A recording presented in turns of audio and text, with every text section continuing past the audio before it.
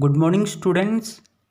Result से related एक breaking news आ रही है कि GNDU इवन सेमेस्टर एग्ज़ाम्स का रिज़ल्ट आ गया है।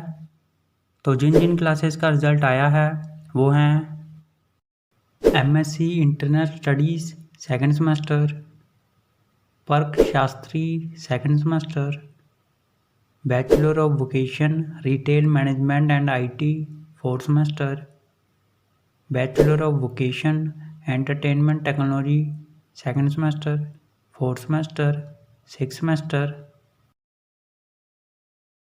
तो सभी स्टूडेंट्स GNDU की ऑफिशियल वेबसाइट पर जाकर अपना अपना रिजल्ट चेक करें gnu.ac.in पर। ऑल दी बेस्ट सभी स्टूडेंट्स को। उम्मीद है कि आप सबका रिजल्ट बहुत ही अच्छा आया होगा और सभी स्टूडेंट्स पास होंगे। तो जैसे ही किसी और क्लास का या फिर किसी सेमेस्टर का रिजल्ट आता है तो हम आपको बता देंगे। तब तक इस वीडियो को लाइक कर दो, शेयर कर दो, चैनल सब्सक्राइब कर दो और बेल आइकन ज़रूर प्रेस कर देना। Thank you.